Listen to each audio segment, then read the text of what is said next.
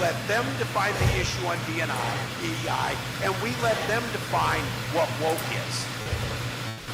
We got ourselves in this mess because we weren't bold enough to stand up and say, you damn right we're proud of these policies. We're going to put them in, and we're going to execute them. Yeah, continue doing what you're doing, Democrats. Yes, the lesson from 2024 was that you need to do exactly what you did that lost you the election in 2024. Double down, triple down, quadruple down, and they are. Hey, rise in freedom. I'm Austin Petersen. Welcome to the Wake Up America show. It's Freedom Family Friday. You gotta know I got a beautiful, smoking, hot, redheaded libertarian woman by my side today. Good morning. Today's the real thirst trap day. Yes. You know, we have Thirsty Thursdays, but man, I'm feeling thirsty. Maybe it was There's a lot of people that actually really like your brother. Oh, they're thirsty for Justin. They for are. Sure. I Both know. Straight and gay. Well, they're men. lucky. They're lucky because Justin's on the show today. My brother. Yes. A lot of the women think he's very handsome. He is. He's a handsome dude. He's the kind of dude that, like, gay dude that, like, women have always been like, God dang it, wish he was straight. He's the gay best friend. Too bad. You're stuck with me. Oh, I'm glad I'm stuck with you. I would like to be stuck with you. You know, there's a lot of lonely libertarian men out there. Every libertarian man just wants a beautiful redhead to call his own. Not many get one. That's right. But the good news is that we have a redheaded female libertarian baby making factory here. So we have another redheaded libertarian that one of the little libertarian boys can find one day. The libertarians should be kissing my feet for, like, being not only like a big, hard libertarian activist, going hard, doing what I can, you know, taking the steps that I can to advance our cause. But I'm actually seeding the next generation with redheaded libertarian girls so that the fight for liberty can continue. It's libertarian surrogacy. We are pumping out libertarians. Anybody want to buy a baby? That's right. You can pay us to have a libertarian baby. We are libertarians after all. You can sell babies. And then we will take care of the baby forever. Oh, no. Did you guys see that we're casting for our documentary, our historical documentary? Yeah, I know. There was a press release from the Missouri Times about it. It's going everywhere, baby. I'm achieving my dreams. I'm at the top of Maslow's hierarchy of needs. I'm producing a documentary. It's been a project I've been working on for this is like the third year of this project. And we went to Tennessee a few summers ago. Yeah, 2 summers ago we went to Tennessee, right? And so, you know, in order to finish the documentary, I think it really needed that bang, you know, literally and metaphorically. So we got the money together and we're filming the battle scene now. So yay, it's happening. It's happening, and I got to give a special shout out to Brad Beckman too, because Brad has stepped in as an associate producer on this one. And I remember my days being an associate producer, all the bitch work of logistics and following up and chasing leads and grabbing quotes, and it is a hard job. Like once you get into the ground level of producing, right, and you know, hiring the crew, finding the cast. These are not easy tasks. Absolutely. Right? It's a thing of beauty of art, and we're going to talk about art today. What makes real art? It's a thing of beauty, though, to be on a film production set and to have that moment where everything comes together, right? For a brief moment, the cameras, lights, cameras, action, all of this art, all of these artists and creative types get together. It's like a team sport. Yeah. They're all on a team together. Yeah, and to see what they can accomplish while working together, right? And the studios have a maximum advantage because they have like inlaid people who are working together all the time so they can feel each other's flows. But for independent productions like ours, and this is what filmmaking really used to be, it was about, you know, disparate artists coming together, having agreements, disagreements, making it happen, and then getting it up on the screen for people to enjoy. It's something of delight that you get to participate in, and it's a rare opportunity to be a part of something like this. Oh, you know? Absolutely. So really, I wish I could be more involved than I am, but I've got to do the caretaking of baby Hazel, so I I definitely wish I could be there. Yes, But I'll be there in spirit. We're glad to have all of our friends joining us live this morning, like Captain Tight Pants, LW78, Captain Tight Pants. Amy J. Ease. That's like Captain Underpants. Yes, the ladies were upset, by the way, that there are no female roles in this. We might have like I know. one. Wouldn't that be like the true guy's dream, is to cast all these hot women? Yes. As your wife, I probably feel a little bit relieved at that there's not going to be all these hot women while I'm at home taking care of baby Hazel. Yeah, I'm not gonna lie. Like, you got to watch out, because like when you're a producer, they run. They don't care. They don't care if you're married. Oh, yeah. I'll never forget the day that I went from being an actor to being a producer. Did I tell you the story? Oh, you told me the story of being at a nightclub on a bed and all kinds of stuff. No. Oh, yeah. Well, it was okay, I wasn't going to go that far, but yeah, I was at a nightclub. I just There were beds at insinuated. the There's no nightclub. details related to There that. used to be this. Okay, Yeah. so we're going there. All right, Justin's going to be here at 8 o'clock to bail my ass out. All right, so you'll actually like me. But yeah, I was an actor, and it was like one of my first agents. And when you're a kid off the street, nobody knows you. You got to work with like the low, sleazy agents and stuff. So I go and you get this agent. He sends me out for auditions and stuff. It's good, but like they don't have time for you. They don't care about actors. Nobody cares about actors, right? Alfred Hitchcock famously said, "Actors are like cattle, and you must treat them like cattle," right? So, and you do get treated that way. But when you're a producer, I mean, I'll just sum it up by just saying that, like, there's all these, hot people at this nightclub. They're all like actors, directors, but like for the first time ever, because I was filming this crappy like production in somebody's comic book basement in the Bronx in New York City. Yeah. And so it was the first, and I was casting. I was looking for actors and talent. So I went to my agent. I was like, "Hey, I'm not an actor anymore. I'm a producer." And the attitudes towards me changed, boom, like that. And the girls who looked bored with everyone, girls in clubs always look bored, right? They're always like, "I'm too cool for this." All of a sudden, these two chicks were just like, "Oh, well, hello," right? There was this guy who was going to kick my ass. He was going to kick my ass, all right? He probably could have, because I think this was like right before I started karate.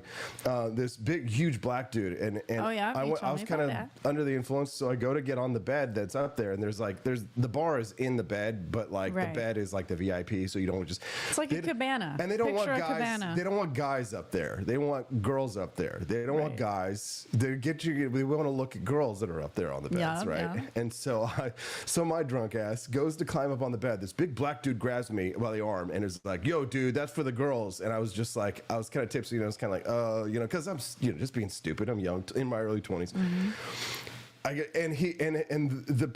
Not the producer, but the talent agent grabbed his arm and leaned and whispered in to this big black dude, and he turns and looks at me. He goes, "My apologies, Mr. Petersen. Go on up. Here, let me get you up there." You can tell it's a little tipsy. And then he handed me his card. He's like, "If you ever need anything, sir, please feel free to reach out." Because everybody wants the producer. That's right.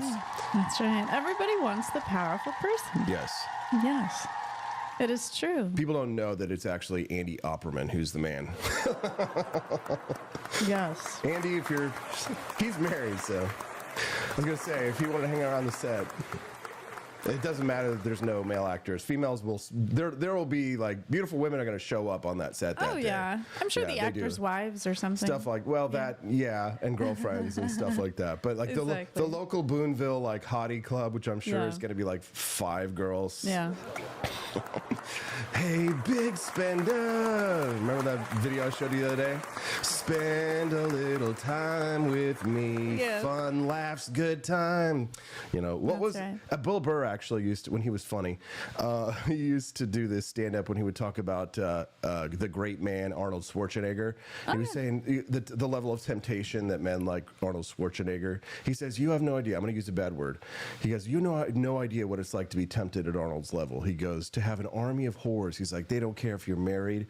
He's like, "They will run at you like Braveheart, like with their kilts up, running and jump on your, you know what?" I'm sorry. I don't want it to be. I mean, keep it PG-AP. Sorry. I used to go to Warped Tour, so I would see all of the bands, and they really have to work the crowd, especially the women, to get everybody engaged. And Yeah. so it's like, I remember, when guys in bands used to like make eye contact with me and I was like, oh, they like me. But it's like, no, they have a wife and children at home and Yeah. like, they really don't care about you. Yeah. But they're going to make you feel like they care about you. That's the thing. When I was in high school, my buddies and I went to a concert for like our favorite bands. It was Ben Folds 5. And the warm-up act had a drummer who my best friend said was making eyes at me. And he thought, well, maybe he was gay. And I was like, no!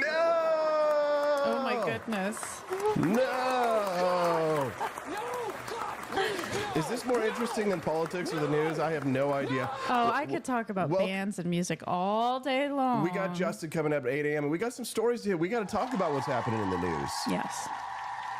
I played that clip. Speaking of art, this is along the same wavelength. It is, and we're going to be talking about the Wake Up America show. Oh, I think Stephen Rue is here. Boy, he just happened to be here for the Hi, story. Stephen. It was so cool meeting you around Christmas. Yeah, it was. It was great. I hope we do that again this Christmas. It was Make that a a beautiful tradition. choir performance. Yeah, Stephen Rue, I think, was there. I think he was at that concert. But it was Phil. Stephen will remember. We were best friends in high school. Stephen was like our trio, right? We sang together, did a lot of stuff that made people think we were gay. And it was Phil who said that the drummer for the band, for the guy who played Jude, no one will remember this but Stephen Rue. There was this awesome singer-entertainer who we loved, and the artist's name is Jude. I think if you look him up on YouTube, you can't even find him. Maybe we need to look him up. He's so obscure. And we need to run the gaydar on him. Yeah, well, it wasn't him. It was his drummer. So you'll never. If you could find, it would have been 1999 or some shit. So like, good luck finding it. But drummer of Ben Folds 5. Drummer. Well, no, not Ben Folds. Ben Folds was. I think it was the guy who was the opening act. Okay, so yeah, you'd really have to do some digging. It was one of the best concerts I've ever been to in my life. We will get to the news, guys. On Friday, we screw around. Okay, it's not just. God, I miss concerts so much. We can go to concerts. We just got to get headphones There's for another the baby. cruise with all of the punk rock bands. Yeah. But this was probably I will say probably my favorite concert I'd ever been to, because it was not only did we get introduced to Jude, who was awesome, but we got to see Ben Folds 5 when they were still Ben Folds 5, I think. And he still performs. Ben Folds does. Yes, and Cake. Cake, which is I need your arms around me, I need to feel your touch, boom, home, boom, boom, boom, ba-na-na-na. Or it's like never there, you're never there, you're never, ever there. What's another song by Cake that you might understand? I don't know. Short skirt, long jacket. I don't know. Whenever I hear Love You Cake, Madly. I think of Cake by the Ocean now by Jonas Brothers. No, I think it's by the Jonas Brothers. God. Yeah. No, God, So I don't really know. Stephanie. It was before my time slightly. Stephanie, no offense, No but offense, but it sounds like some fucking commie gobbledygook. thank you to Quest Fanning for the rant. Quest, thank you. Speaking of rants, we do need to access our bonus content today. We have it ready for you to view. So if you would like to view it, we need to raise $75. $75 to raise the bonus content. In either rants, subscriptions. You can subscribe at wakeupAmericaShow.com/support, or you can make a purchase. We actually have some items that we want to show you that we have purchased ourselves from forlibertyshop.com. Would you like me to get out the items? You can. We're going to tell you what. Let's tease it out. Okay. We'll do it in between bringing on Justin, and we'll do it there. Because like right now, like people usually they file in. It isn't Correct. until like about an hour in that you start to like get people into the chat and start commenting. People are starting to wake up kind of right now. They're rolling out of bed. They're going to join us at like 8 a.m. And they're lucky because Justin will be on the show today. It's Freedom Family Friday. And we're glad and thankful to be here. We would love to ask those who are here with us live, please do click the like button. And for those of the 86 who are watching right now, if today is your first time watching the show, please do click the follow button as well after you click that like button so that you can come back and join us for our regular schedule, which is what, Stephanie? What's the regular schedule? Monday through Friday from 7 to 9 a.m. Central Time, and that is the Wake Up America show. We also have Culturama on Tuesdays and Thursdays from 7 to 9 p.m. Central Time, and we have Liberty Tonight on Thursdays from 9 to 11 p.m. Central Time. Yes. Do it. We're so grateful to have Amy J. E's, Grizz Cheese. Amy! Amy. We're going to see you in a few weeks. Amy, J.E.'s, and Grizz Cheese, both big supporters, as well as Quest Fanning for the Wake Up America show. All three of you guys. Yep, I talked to all of them. Yeah, Yes. We should let them know, for those who are on the tour, that the itinerary is out. I sent the itinerary out to anybody who has signed up for the trip. So the full minute-by-minute itinerary is available, and you can continue to buy your tickets up until April 15th. Because April 15th is the last day to get a refund. Yes, and I mean, people, you can come pretty much up until, like, what, I guess 2 weeks before we can you just can't get a refund. Yeah, you can After come. April 15th. We said we would sell we'd sell to 30 people. I think we have like 17 people. We have 17. Which is great. Honestly, we didn't know if this was even going to happen. I know. It was just an idea. We came up with it. We'd heard that other influencers were doing trips. And, Tom Woods does his cruises and things. And I was like, I have a lot of value to add to anybody who would come with me to Washington, D.C. because I lived there. I've been there so many times. But I'm still a Missouri country boy raised. And so I have my libertarian spirit, which is very unique for people who would want to go to Washington, D.C. and not be like, Abraham Lincoln was the greatest president in American history. And I think the libertarian crowd would be like, let's talk about freedom of speech. Let's talk about habeas corpus. Right.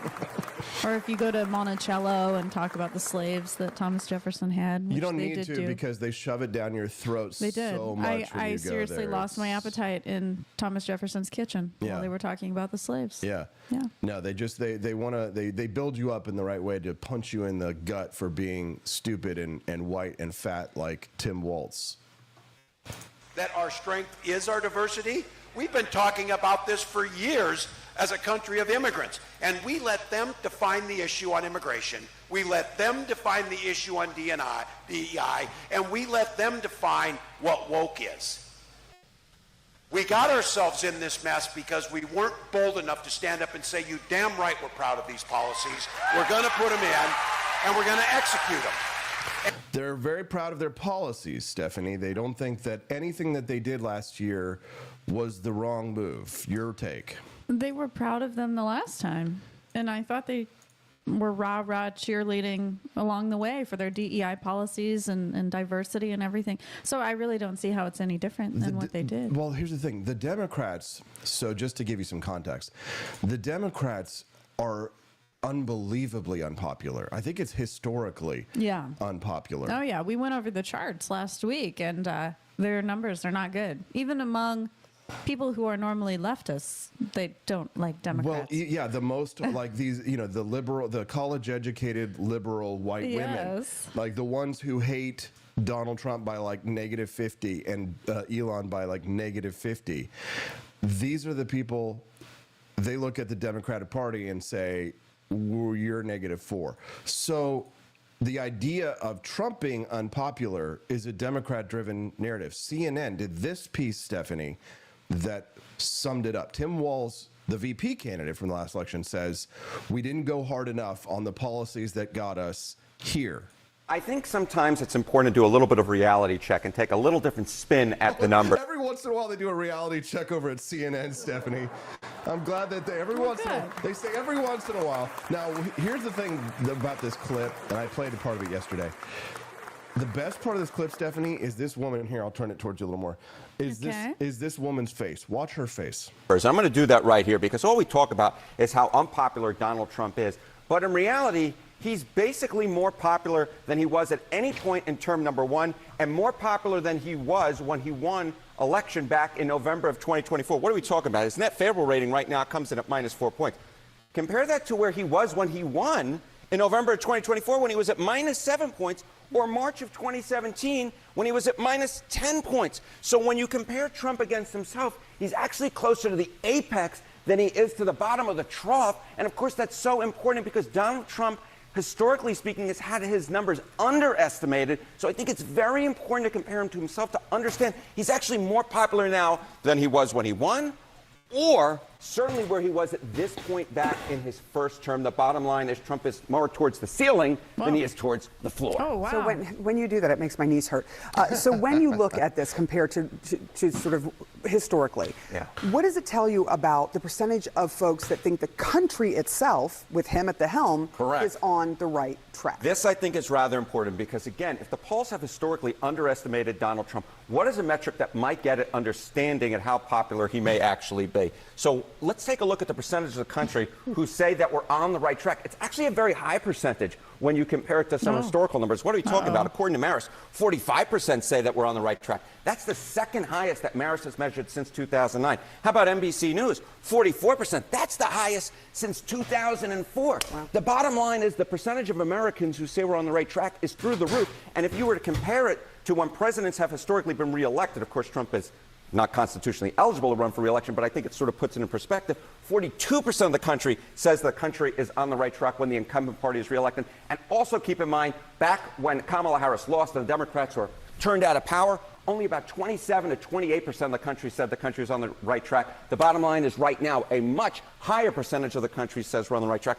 And finally, Sarah Seidner, I want to put it all in the congressional generic ballot. Careful you don't do the Elon Musk salute Oh, there. no, I'm doing his like high What up about there Congress? thing. Because those are the folks who are up in 2026. He's very energized. And take a look here. The Dems versus the Republicans on the generic congressional ballot. Back in November of 2020, when Democrats won, it was plus 5 Democrats.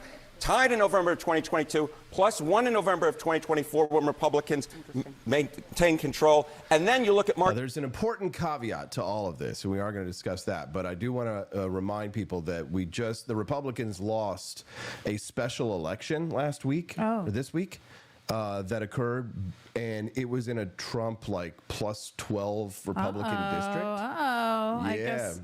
I guess the Democrats really are making some changes. Well, here's the thing. The problem is, yes, the Democrats are unpopular, but what the problem is that MAGA does not translate.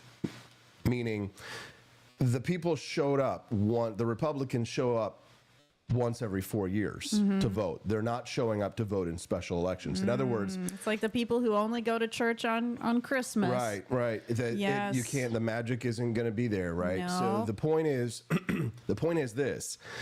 is that if Trump is not on the ballot, his voters don't show up to vote in other elections. Now, this is a problem in general, but you have to have a high propensity to vote, right? You and I, we show up to vote in every stinking election. Oh, we do, and I think there's another election coming for like the board, the city council. That's the city council. We don't get to vote on that. So I don't know if we're actually going to vote, but I mean, we recognize any voting signs that are out there, and we say, "Oop, does this mean we need to vote soon?" Yeah, because there'll be tax increase proposals and stuff like that. Like, you gotta show up. Yeah, that's the important stuff. It's the local stuff right here on the ground. And so that really is going to be a big question, and something that is going to be discussed when the midterms comes around, and the Republicans, if they get shellacked, it's going to be because, one, people aren't showing up to vote, and two, the economic recovery has not happened fast enough, and people are really concerned about what's happening to their retirement accounts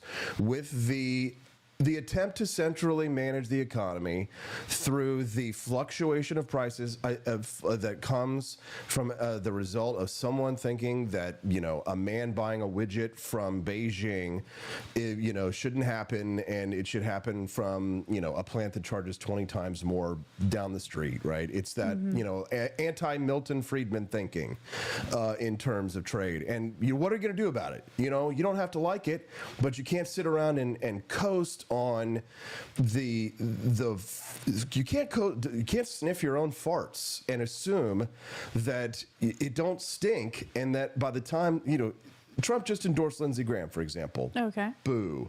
Yeah. Right. But he wants to primary Thomas Massey. Excuse me? No. Right? No, thank you. No. If we lose Thomas, it's over. He's not going anywhere. But I don't like the message it sends that we're primarying Thomas Massey. That's terrible. We're endorsing Trump. I thought you were Lindsey supposed to be friends with the libertarians. He's What's supposed going to be, on? but libertarians are zero. No, that's another question, right? So I mean, and Massey, I think, to Trump's credit, Massey could do a little better to try and get along in some ways, right? So it's fine. Like, Ron was tough, but he was very diplomatic, and Massey inspires rage, right? So it's a different strategy, and I'm not saying like it's necessarily good or bad from It's all his about perspective. how good you play the game. It's all about how good you play the game and how good you can get your message across. Which here's the thing. I appreciate what Massey does, but I also recognize I'm not living in my bubble. I understand that doesn't necessarily appeal to everybody, right? And I know relatively what our numbers are. We have got to be smart about how we fight for liberty, because when they have a superior force, classic Sun Tzu, run away. You have to live to fight another day. You have to fight a war of attrition. You have to, it's like the Vietnamese in the Vietnam War. The Americans won every battle, but they lost the war. And the Democrats are fighting the long game. The Democrats, they're showing up to vote in their special elections. They're motivated to vote. They're motivated to burn down Tesla dealerships. They're motivated to key up the cars. They're so stupid, but so motivated. I saw a video yesterday of a person who was videoing themselves keying a Tesla, Stephanie. They're idiots, but they're smart enough to know. They're idiots, but they're smart enough to know that they should show up for their special elections. Yeah, that's terrible. I just don't know how people can videotape themselves and think they're going to get away with something. It's like, have we become so desensitized to our phones that we think that nothing's going to happen if we publicize everything on our phones? Well, here's the thing. Our phones have become like a part of our body. They are that dumb. It's like a removable limb that we have. They are that stupid. There's stupid, there's evil, right? But then there's evil and not stupid.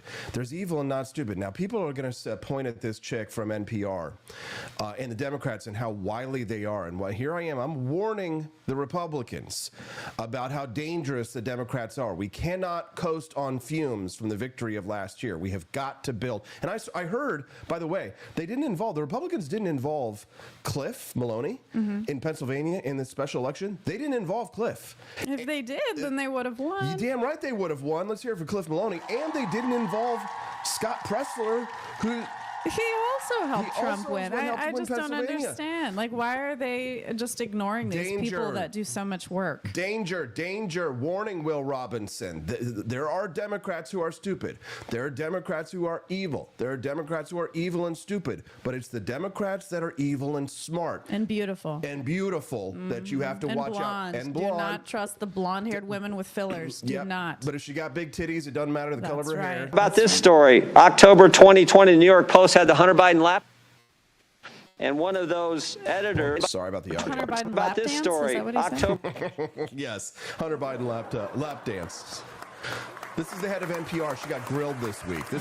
All this stuff is gold. Listen to this. October 2020, the New York Post had the Hunter Biden laptop story, and one of those editors, I guess one of those 87 Democrat editors, said this: we don't want to waste our time on stories that are not really stories. We don't want to waste the listeners' and readers' times on stories that are just pure distractions. Was that a pure distraction story? Our current editorial leadership believes that was a mistake, as do I. Yeah, the whole country knows that was a mistake. Definitely impacted the election. Or I think. Yeah, absolutely impacted the election, Stephanie. Again, this is the head of NPR. That was the 2020 election. Here she is being grilled about the bias at NPR. Former senior business editor for NPR. How long do you work at NPR? I believe he was there just over 25 years. 25 years? Award-winning journalist? Did he win any awards? Our time to Peabody Award? That's pretty important, isn't it? That is, absolutely. There was a whistleblower, right? Stephanie, for context. There was a whistleblower who left NPR and who said that there's not a single, this is an echo chamber. There's not a single voice that dissents. Oh, I'm sure. And here she's grilled And about it. he wrote a long story about what you do at NPR. Is NPR biased? Congressman, I have never seen any instance of Never? Never. political bias determining editorial decisions. No. NPR. Well, Mr. Berliner, in his story last year, wrote, in the D.C. area, editorial positions at NPR, he said he found 87 registered Democrats, 0 Republicans. Is that accurate? We do not track the numbers or the voter registration, but I find that Was an award-winning journalist who worked 25 years at NPR Mr. Berliner? Was he lying when he wrote that? His name is Uri Berliner. I am not presuming such. I just we don't track that information about our journalists. 87-0, and you're not biased. I think that is concerning if those numbers are accurate. Oh, that's concerning. It wasn't 44, 40. This was a huge story when this came out. Uri Berliner writes all this stuff, Stephanie. She's not aware of it. She's evil, but she's not stupid. Oh, yeah. She's evil. totally aware. She's just covering her booty. Absolutely. Right? And Uri Berliner, he loses his job for an accurate story. Right? An accurate story for what he's writing here. This is evil, but not stupid. These are the people on the left who are they're just waiting to sink their claws in. And I feel like there's a lot of selfishness in the MAGA movement too, where it's Trump or nothing, and it's like, when Trump says he's going to primary Thomas Massey and endorses Lindsey Graham, I'm out. Right. Now, a lot of people are like, don't counter signal. It's not counter signaling. It's called being honest and like looking at the coalition that you're with in the face and saying, hey, pitfalls, spike traps. The Viet Cong are running across the Mekong Delta. Perhaps it's time for a change in strategy. Maybe it's time to call out the bullshit strategy, sir.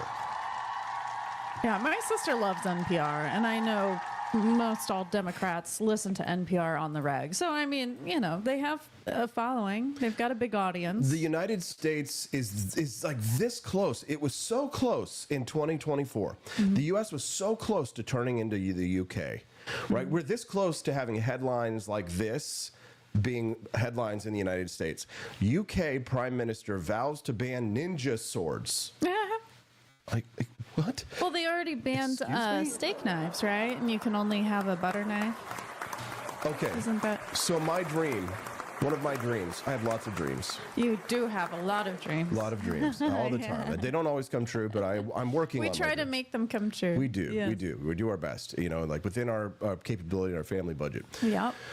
I want to own a ninja sword. I want to own a real Japanese ninja sword. Now, when we were in Japan, I tried to make a deal for one. Didn't work out, unfortunately. No. But a ninja sword, like for example, when I was at Andy's dad's house and he was showing me his ninja sword, one of the swords that he had was from the Japanese officer's sword from World War II. But I mean, some of those are like family swords that go way back, and obviously those are like the big money ones. But God, I would be happy to own a Japanese officer's sword from World War II, right? Some of those, they go for about $1,000, right? And it's like, what do I need a $1,000 sword on my wall right now? I need to feed my baby. But exactly. But right. But I can't imagine, think about people like myself who live in the UK, who want to live free, who have kind of dreams like that, who they love World War II history, perhaps, right? Their father raised them right.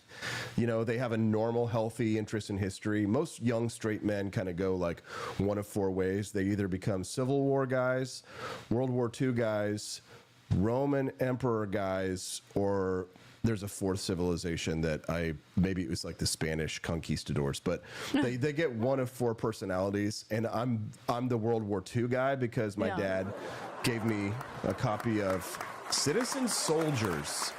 I think I was 13 or 14. He gave me a Stephen Ambrose book. It's the guy who wrote the books that they made Band of Brothers, the TV series. Great TV series. You must watch it if you haven't. Oh yeah, it's great. So I read Citizen Soldiers, and I was like, oh my God, these men are heroes. They were men to admire and to look up to. And there was a lot in the Civil War. I actually find a lot less in the Civil War. I hate the Civil War because it's like brother on brother, cousin on cousin, and the nastiness of slavery really poisons it. I mean, obviously the Nazis really poison, and the communists poison the Second World War, obviously. But it's just sad when both sides are Americans and they're killing each other in a struggle. It's not a beautiful struggle in the sense that it has an epic arc. It's just drudgery and diarrhea and camping in the South in the late 1800s, which is a terrible time to go camping in the South. Welcome to the Wake Up America show, guys. It's 7:40 a.m. Central Time. Welcome. Have you clicked the like button yet, guys? We'd be really grateful if you haven't. Please do so. And have you sent in a rant yet today? Drop a Rumble rant. Let's we unlock would that love bonus it if content. you did.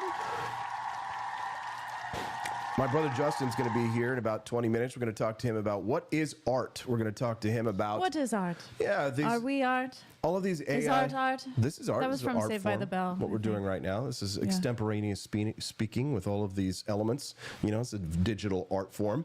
So, but because I didn't invent my laptop, does that mean that the art that I produce from it, that this show is not a work of art? Because in order for me to properly be a true artist, I have to be the one who actually computes all of the data that makes this. Or is it the case that the person who generates the concept for a work of art, like a meme, for example, which is, I believe, is a modern art form, is the artist the person who generates the concept? If AI can make art like Studio Ghibli, or Ghibli, I think, I'm not sure. Is it GIF or GIF?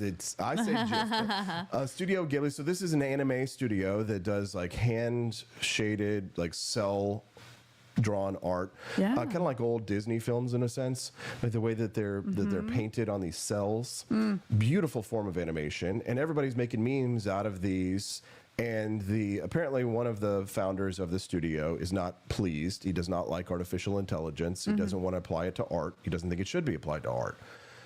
And also, what about the intellectual property, right? If you come up with a concept of art, like a style of art, for example, do you have an intellectual property? But I mean, you know, Walt Disney, they've dealt with this, right? This is Steamboat Willie, for example, came out into the public rights, right? So should there be a time limit? These are interesting conversations that have to do with the heart of many of our freedoms, right? Freedom to engage in capitalism and to earn a living off of the fruits of our labors and also the fruits of our mind. You know, a lot of anarchist libertarians wouldn't agree with me that I think I should be allowed to create a contract with the public to own or view my licensed work that I create, right? So, for example, our book.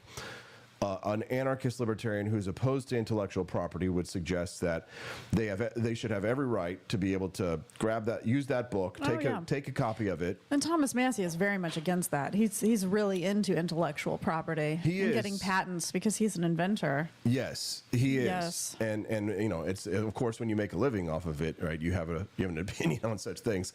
Tell them about our lovely book, Stephanie. This is Calvin, the Coolest President. It is about Calvin Coolidge, and it is a children's book, but it also can be read by adults, and you can learn a lot of facts about Calvin Coolidge that you did not know before, such as all of the animals that he owned, what his nickname was, who he married, what kinds of legislation he liked.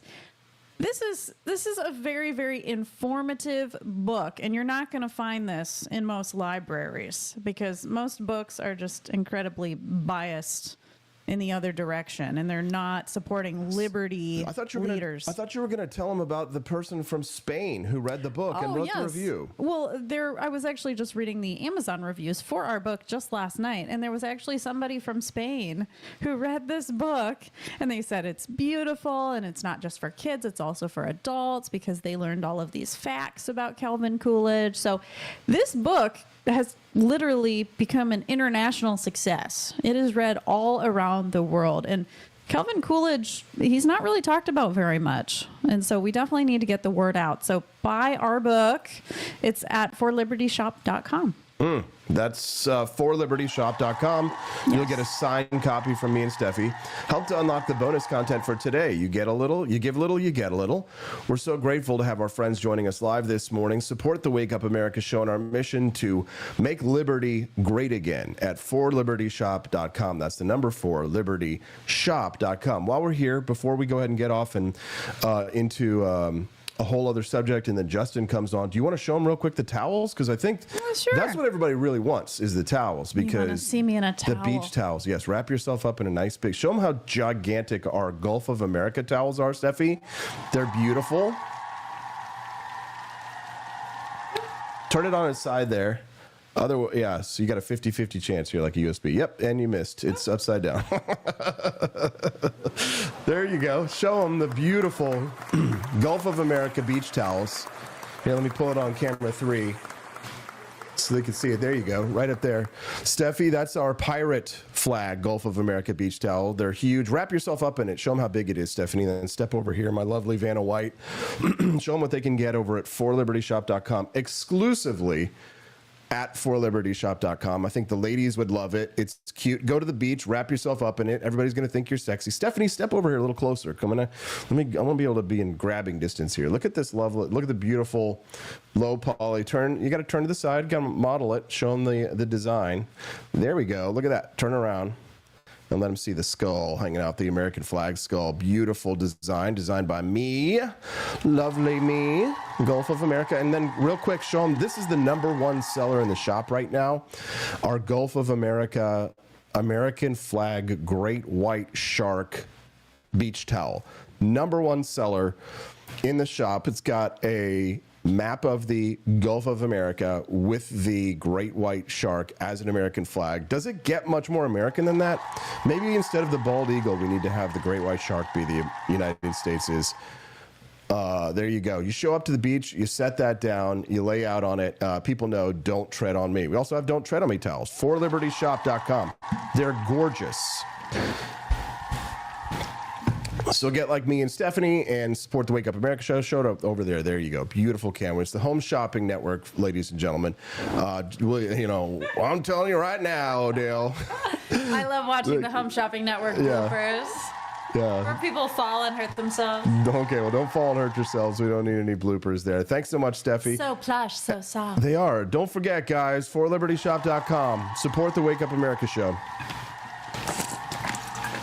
And we're going to have Justin Petersen here coming in just a minute. 3 wasn't 60-27. It wasn't 70-17. It wasn't even 80-7. It was 87 Democrats, 0 Republicans, and you say NPR is not biased. How about the big stories over the last few years? According to Mr. Berliner, again, he wrote on the Trump-Russia story, he wrote, at NPR, we hitched our wagon to Trump's most visible antagonist, Representative Adam Schiff. They said they interviewed him 25 times. Is that accurate? I was not there at the time, but those numbers sound accurate. Yeah. Those sound accurate. But then he said when the Mueller report came out and they said, Robert Mueller said he found no evidence of collusion, he said Russiagate faded from our programming. Is that accurate? Again, I was not there at the time. I couldn't say. You couldn't say? I was not at NPR at the time. You didn't prepare for that? You knew we were going to ask you about this guy, didn't you? It's come up like 6,000 times already in the hearing. I just couldn't say whether it faded from our coverage, sir. How about this story? October 2020, the New York Post had the Hunter Biden laptop story, and one of those editors, I guess one of those 87 Democrat editors, said this: we don't want to waste our time on stories that are not really stories. We don't want to waste the listeners' and readers' times on stories that are just pure distractions. Was that a pure distraction story? Yeah, it's amazing. And again, evil, Stephanie. They're evil, but they're not stupid. It's interesting because a lot of your thinking, as expressed by your public statement. Go ahead. I understand the temptation to try to further your ideas. Like if we could present more liberty-leaning news stories, you know, that's quite enticing. We want people to see our point of view. So I get it, but it's not okay when you're trying to be a national public radio. I mean, here's the thing. I mean, as a professional journalist, you know, done pretty much everything there is to do in journalism, I can say from authority that real journalism, or I guess what you might even consider to be real journalism, hasn't really existed in the United States or in the rest of the world. There's some in the world, but I mean, most of it has ever since, I think it was Horace Greeley, the rise of yellow journalism. It's kind of like what's happening with podcasters, right? Where you'll get like some voices that will start off pretty principled, pretty great, and then they sell out and they just kind of like become these shells of themselves because of the need to monetize journalism, like to do what we're doing right now, because of the financial pressures that exist. In order to keep the public's attention or to sell newspapers or magazines or podcast subscriptions, you have to say insane, crazy things. You have to speculate wildly, make things up. And so like in the early 1900s, I think, I'm pretty sure that Xanadu, not the musical, Stephanie, but Remember Citizen Kane? Yeah. So he was a yellow journalist. Rosebud, Stephanie. Well done. Thank yes, you. I'm Rosebud. cultured. Yes, you are. Citizen Kane is a real work of art. One of the great, and I think it does. Is. I think it does deserve its place as the greatest film of all time. But I digress. But Xanadu, the place where he lived, right? This was built all on the backs of this tabloid journalism. Mm-hmm. I mean, Rupert Murdoch, for example, the owners of Fox News, the Murdoch family. You know how they got rich and famous in Australia? No. Tabloid news. Piers Morgan. Tabloid news, right? The Sun. He edits all of these tabloid newspapers. Oh my gosh, my grandmother used to love that. How do you think Trump got big? The tabloid? Tabloid news. Yes, tabloid news, because that's what sells, because that's what people want. Like the Inquirer magazine? Like the Inquirer magazine, right? Yeah. So the liberals, they come along and they create NPR, and they put it as a public broadcasting mission. They create things like Sesame Street. They create all of these, works of art, and they create films and television, all towards their ideas, because it's an information war, and it pretty much always has been. No, for sure. And there is no lack of bias in journalism. It does not exist. It maybe in some places you could say that there is some reporter who really just tells it straight, but they are still biased by what stories they choose to cover. No. Even if they tell whatever that story is that they tell you, they decided what the headline was. They decided what the story would be and what they would cover so that you would be aware of it. And you could say, oh, it's not always nefarious purposes. That may be the case. But how many people are not self-serving? We're all self-serving. Oh, of course. Like you just identified. Yeah. Most people, they don't think about journalism that way, though, because they're not so embedded in the industry. So like the deeper, darker tendrils. The fact is that publishing is an information war. It is very, very, very rarely is there some sweethearted, and usually they're like a child that before they get bought out by a big network and put in front of a camera, who might be doing some like really good journalism or work in like their college or something like that, and then they go to NPR, and what happens? They become raging, flaming, psychotic liberals. And you either do what your boss says, of course, which is to be a flaming, roasting liberal. Oh yeah. Or you don't work there anymore, right? And you want your job. And you want your job. And so this is how, just like the left has captured institutions like academia, Stephanie, it's the same with the journalistic profession, right? Fox sort of stands alone. And the conservative media has really made a huge pushback in the last 10 years. But I remember complaining 10, 15 years ago to conservatives being like, and libertarians being like, we don't have enough media institutions, guys. We don't have blogs. We don't have the kinds of institutions. We don't have technology. I mean, Rumble almost didn't exist because the servers, they came after, remember Parler? The social media network, Parler, right. This is an information war. This is the information war. Right.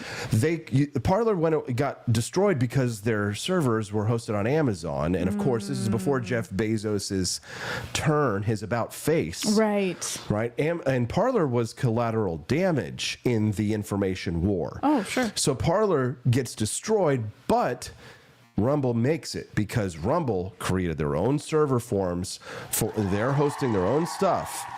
You have to be independent in order to make it. Yeah, because just like we got demonetized on YouTube. Yeah. Right? It's that same thing. It's an information war. YouTube, Google does not want us operating. At least they don't want to pay us to do it, right? They want us to go away, but they want me to shut up. They want you to shut up. They don't want Justin coming on here in less than 10 minutes to have conversations that might spark a curiosity in people's brains that might make them say, oh, maybe this head of NPR is a bitch. Maybe that's why I get demonetized. Or maybe, Justin might be extremely convincing at the concept of intellectual property and the concepts of art, and that young people might be interested in things that are beautiful, things that are factual, things that are true, instead of the romantic leftist retard bullshit that they're used to in their schools and reading in their media and their papers. It's all propaganda. It's propaganda. Everywhere you turn. Itchy McGroin says, good morning, AP folks. Wishing you all a great day. Love and kisses from Zaphod Beeblebrox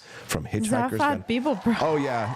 Hitchhiker's Guide to the Galaxy. Aw, hello. Dad bought Baboon. He just bought a towel and added a little extra. Brother, thank you so much. Oh, thank you. Was it one of ours that we just modeled? I believe so. He said a towel, so he could have gotten any of the towels. We've got a bunch of awesome. So cool. Oh, I see it. Yeah, Gulf of America pirate flag. Gulf of America pirate flag. Way to go, Dad Bod. Thank you. Everybody head on over to the For Liberty shop. Oh. We've got about 10 to 15 bucks more to go until we hit the bonus content. And once Justin gets in here, man, that's it. I'm just going to give him the mic and let him go because we love hearing from Justin. Oh, boy. I guess, can I just say a little bit about how I feel about AI then? Go. Well, go ahead. Yeah, well, I mean, we're going to talk about it, Justin. Well, because you said he might take the mic. Well, he's going to. But just so I can say a little bit before. Go, Stephanie, I don't have much to say, but I just want to say humans are dispensable. And I think that we are in denial of that. And, you know, like, we don't like to think that one day we're going to die, right? And it's like, we're all going to die. Elon Musk is going to die. We're all replaceable. And as technology gets better and better, we're even more replaceable. And we just have to accept that fate, I think. No. Yeah. We can't just stay in the old times and be like, we can't progress because we're afraid of us not being useful. You are not. You are indispensable to me. I know, but really I'm not in the whole scheme of things. Yes, you are. And I'll tell you, there is a reason why so many old couples die within the same time. Of course. Yeah. Yes. Connection. You cannot deny human connection. Yes. Well, we have bonded. Yeah. And therefore, when you die, I die. And that's the one thing that we as humans have that nobody else can ever have, no matter how hard you try, is emotion. Mm-hmm. Mm-hmm. AI can think they have emotion and can think they feel, but they can't. That's why we are indispensable. Absolutely. Indispensable in that every is way. the only thing that we can still hang on to, but everything else is going to be taken from us by AI. I guarantee That's why, darling, it's regrettable that it's so forgettable. That's why Andy Opperman's unforgettable too. He said YouTube's demonetization of the Wake Up America show was a clarion call to arms for me personally. I watched it in real time and I'm still furious at the injustice. Yes, thank you, Andy, and thank you for your $25 donation. See, thank you, Andy. They come after the people that they know are effective. They come after the people that they know that they can get. If you're super rich, if you're like Joe Rogan, you have FU money. And they know they can't cancel you. They come after the smaller guys like me and others to try and cancel us before we can get big because they know that we will be effective messengers for our cause. And I think Stephanie and I, we are effective messengers. Yeah. And Justin is really stepping it up too. We call ourselves the Fighting Petersens. Yes. It's Freedom Family Friday. Stephanie, we're going to get Justin. Are you ready? Oh, yes. I was just going to say, the only person that actually likes YouTube right now is Pearly Things because she's like a YouTube partner. That's weird. And she thanked Trump for that. Oh, wow. Well, you know, it is about who's politically connected. So it's like, even why on our is side. She getting to be with YouTube, but none of us are able to do that? For the same reason that there were when people had their accounts hacked on X, they got it back in like 2 days, and we had to wait 9. So maybe we just have to wait it out, be patient, and then YouTube is going to grab us and say, Austin Petersen, come with us. No, what we have to do is we have to build an army, we have to get rich, and we have to buy a few politicians. We'll be right back. It's the Wake Up America show. Just kidding. Justin Petersen on Freedom Family Friday. We're going to have a lot of fun talking about art, music, culture, and everything. Reasons to live. All that and more on the Wake Up America show on the 4 Liberty Network.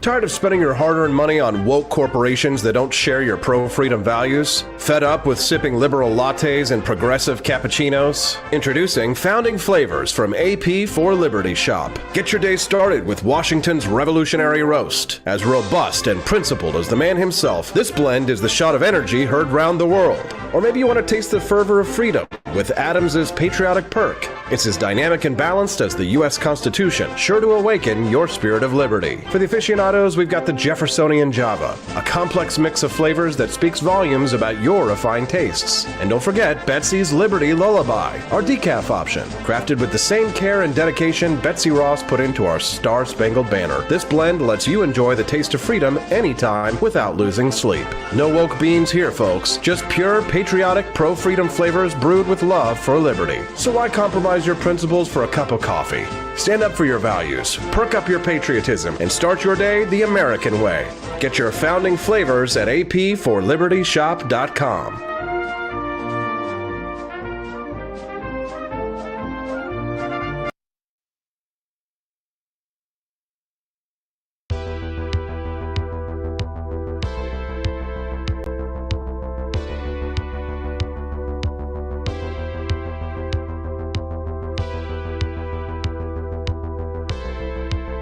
Are you tired of the strange radioactive effects of leftist culture?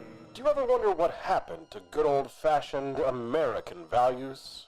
Well, fear no more, because there's a new force fighting back against the cultural rot of today.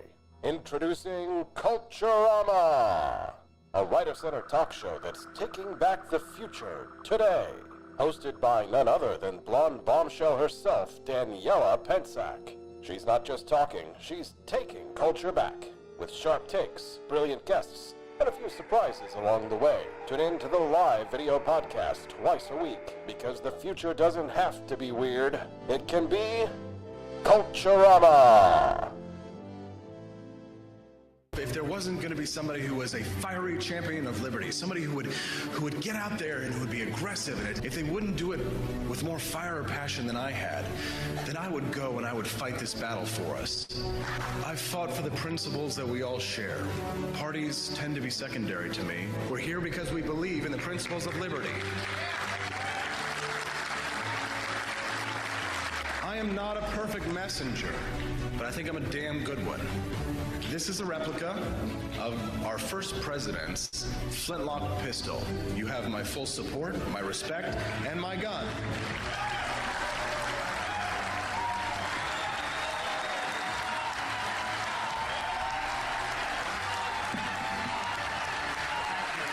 I think that at the heart of my philosophy is much more libertarianism than well, that's the fashionable word these days, I guess. A conservative is no longer just that. He's a libertarian and always has been.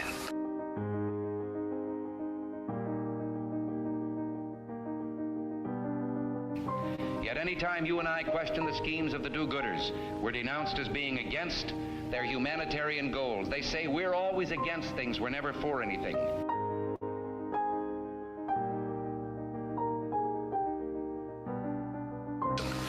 What is fascism? Fascism is private ownership, private enterprise, but total government control and regulation.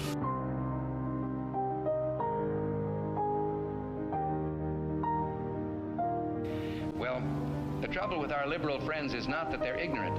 It's just that they know so much that isn't so.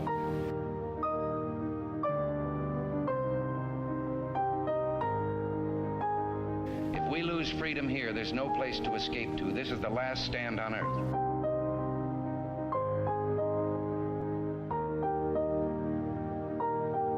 This is the issue of this election.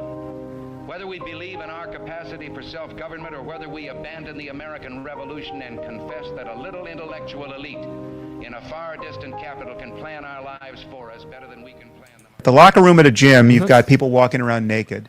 And if you have women who say, listen, I do not want to be walking around naked with a person, however he or she identifies, who's got male equipment, right? I just don't want that in my locker room. I got to tell you, Sam, there's a lot of people with male equipment that I don't want to see when I'm in the men's locker room, and I'm a gay man. Yeah, there's a lot of people with male equipment I'd rather not see. There's a lot of guys. Okay, fair. Fair point. True. I try not to use the locker room. Welcome to the Wake Up America show. I'm your host, Austin Petersen. Happy Friday. It's Freedom Family Friday. I'm smiling because look at this beautiful woman sitting next to me. I love her. That's my wife right there. I love you. Polka dot and pretty with her ginger hair. She gave me a ginger-headed baby. That's Hazel Rose sleeping. Yeah, she's slept for weeks on end now during our show. She has yet to show her face. She's like the little groundhog. Will she show her face? We're the luckiest mommy and daddy in the world. Speaking of mommy and daddy birthed another beautiful baby boy. There were 2 boys born, 1 girl adopted, that made the trio, the Fighting Petersens. better than the Fighting Sullivans. They didn't give us any medals or awards for war, but we still fight for liberty, and I have like a broadcasting award that I got like a couple of years ago. Justin, have you ever won any awards? Justin Petersen, ladies and gentlemen. I've won lots of awards. Get some karate, get like a karate medal in 2nd grade. No, I didn't get any of that. No, I don't. I might have gotten a little, a ribbon for soccer or something. Justin, hello. What's up? You lettered. You had I remember in high school, you had your Letterman's jacket, and I mean, it was covered in medals. Oh, dang. Yeah. I wanted to be just like my brother when I grew up. Isn't that funny how we all invested? I didn't have a letter jacket, but everyone invested in that and nobody wears it anymore. It's like once high school is over, class ring, most people don't wear it. Letter jacket, don't wear it. It's is it a waste? You wear it once every 5 to 10 years and you're... I know. And then you wear it at your high school reunion. Listen, I am proud that I can still fit in my high school jacket. Nice. Justin, you know what? Give it up. Good for you. Yeah. Working that bod. That's right. Yeah. Justin, we got the itinerary for the AP DC Liberty Tour, and we hear a little bird told us that you might be on it. Well, yeah, I'm supposed to be. Duh. JP.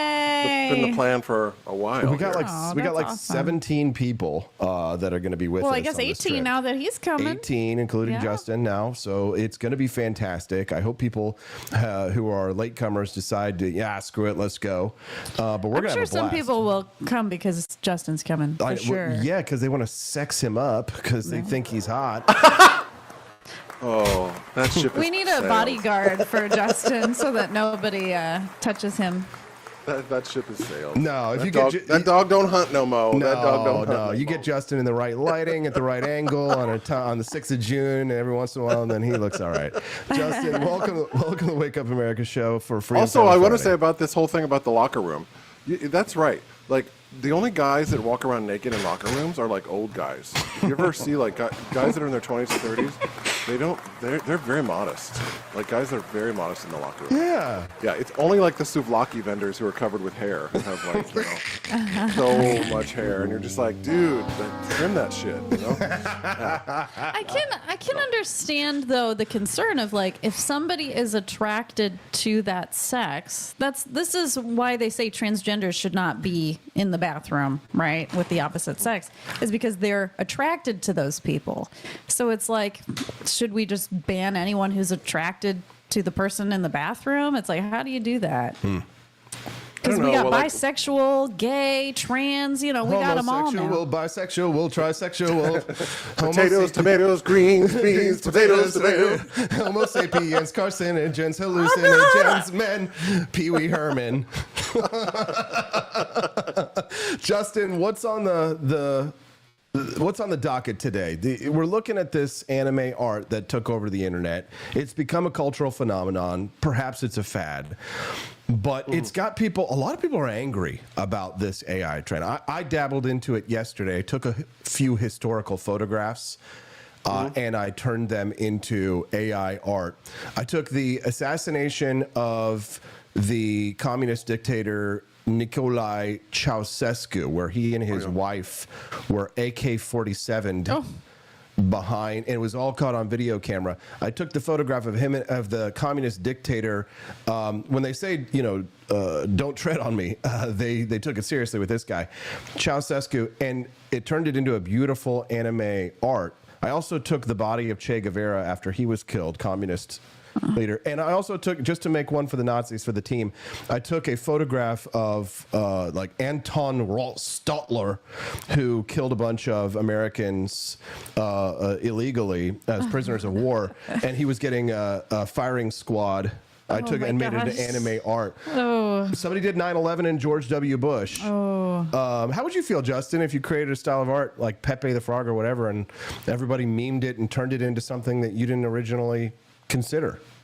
Well, I mean, that's kind of the story of art, right? I mean, I think about Van Gogh. Think about how many plates and like different things that Van Gogh's art has been on, or the Mona Lisa, right? I mean, think about how many different things the Mona Lisa is on, right? T-shirts and all of these other different things. Good point. It's like once it's made, it's sort of, That's the thing about art. Once it's made, it doesn't belong to the artist anymore. It doesn't really belong to you in a way, because it belongs to the world. You've created something now that's in the world.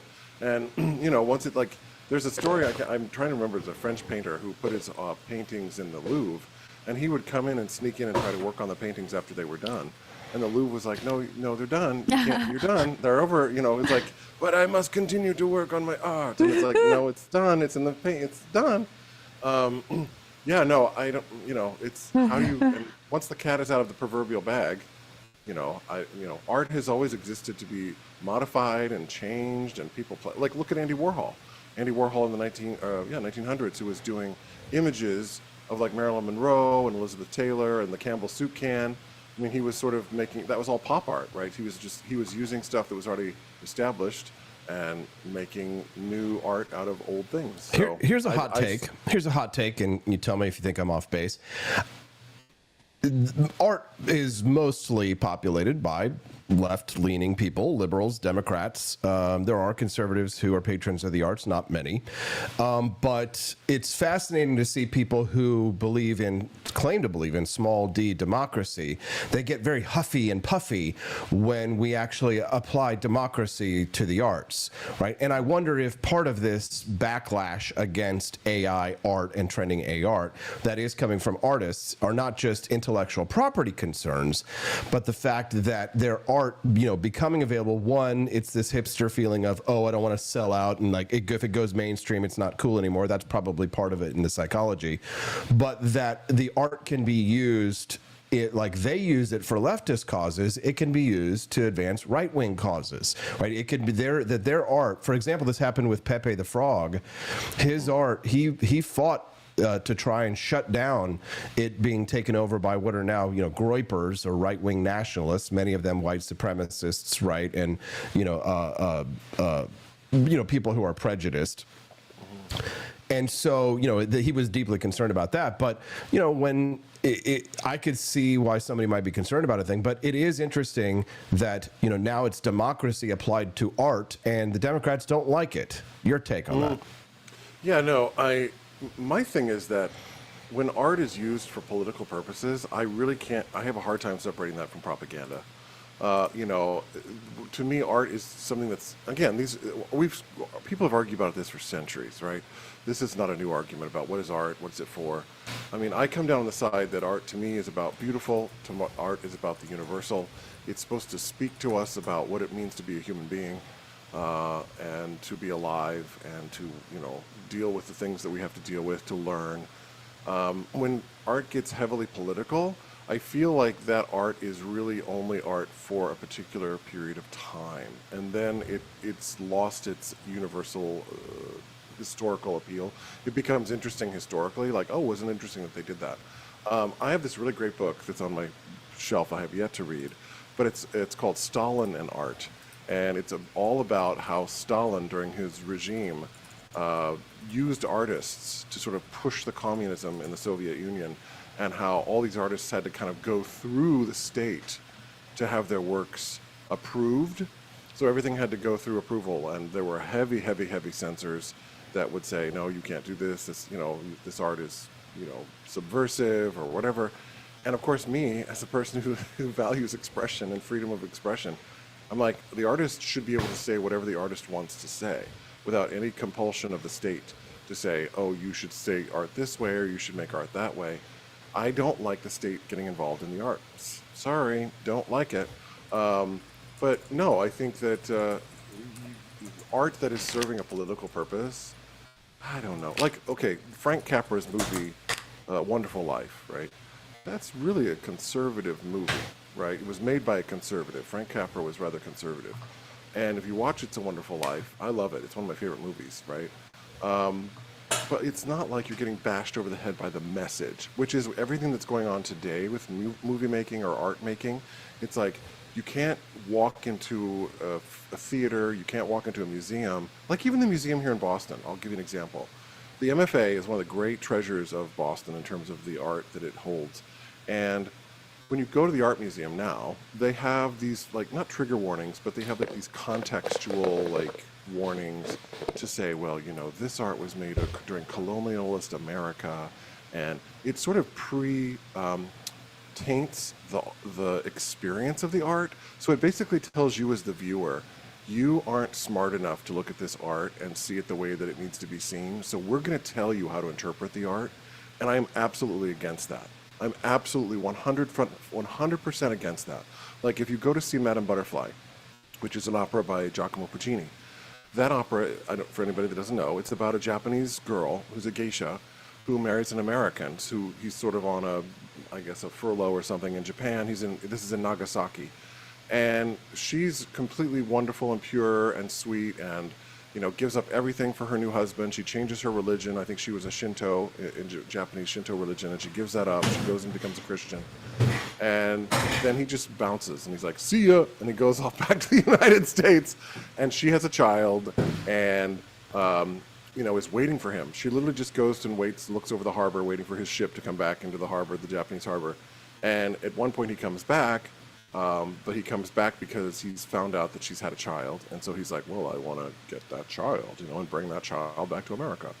So, I mean, obviously it's a culturally rich story. But now, because of the woke, right? Because of the woke stuff, it's like you have to now see Madame Butterfly through a particular colonialist lens. Like, oh, the evil American empire, he's so evil. And anybody who sees Madame Butterfly, in my opinion, should be able to see Madame Butterfly you should see it without being told what it's about. You should be able to see it on your own. You should be able to see it and go, wow. Look, and then you create your own interpretation. I'm very much against this sort of like well, do you remember about EVPs? Do you know about EVPs? Yes, go ahead. I was going to say like electronic voice phenomenon, right? Where it's a ghost. Allegedly where there's like a ghost that goes, I'm coming up with Marianne. And you're just like, no! But then what they do is the first time they play it, they go, and then they put the lyric or the words of what they're saying down at the bottom. So you're primed to now hear the message that you would not have heard if you had just experienced it without. Yeah. So it's I feel like Yanny or Laurel. When you hear Yanny and Laurel, or it's like the blue dress. Is the dress blue or is it gold? Right. Well, it's whatever somebody told you it was. That's right. The first time you saw it. It's an unbelievable psychic phenomenon. Almost as incredible as the psychic phenomenon that the CIA apparently has used to uncover the Ark of the Covenant, or at least we just learned. Did you read the story this week of the Indiana Jones story? And no, I've been following the Egyptian pyramids with the spirals that go down into the earth. Oh my God! Austin told me about that. Yeah, it's probably bullshit, right? I'm gonna say that like the chance that something like this is real is probably it's a non-zero chance that this is something. But apparently they use like LiDAR or some kind of not entirely reliable, scanning method, but. Right now, it looks as if there are giant structures, mega structures underneath the pyramids, which is kind of insane if it's real, Coils for energy so that the spaceships can land and they can get I really think, the answers to our existence are here on Earth with us, and I really hope we find them. The CIA claimed to have confirmed the existence of the Ark of the Covenant by way of remote viewing, also known as extrasensory perception, or ESP. This is like how the Ghostbusters movie starts. Alleging the mysterious and sacred object is guarded by entities with an unknown power. This is according to a recently resurfaced declassified document. In a remote viewing session, Stephanie, do you know what that is? A remote viewing Justin, session? do you know what a remote viewing session is? I mean, is that a Pornhub thing?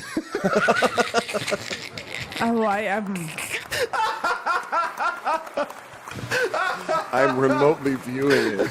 I'm not in the room with it. Yeah, I'm not in the room someone with with ESP who's trying to be psychic? Remember that movie, that John Candy movie we watched in Eugene Levy, Armed and Dangerous, and they get stuck in the porno booth, and then they pay the quarter for the chick to dance. It's like that, Stephanie. Oh, that's what that is. No, I'm kidding. I'm lying. Don't believe me. Oh. No, it's like a seance. Yeah. Ooh, I love that. Yeah. Did you know Nancy Reagan held seances in the White House? Well, so did Mary Todd Lincoln, bruh. Oh, that's right, Mary Todd Light Lincoln. as a feather, stiff as a board. Yes, I that's used to right. do that at sleepovers. Yeah. And I really was lifted. Yes. Yeah. So this is the document, CIA declassified document, in a remote viewing session on December 5th. So basically somebody sitting around imagining things in their head.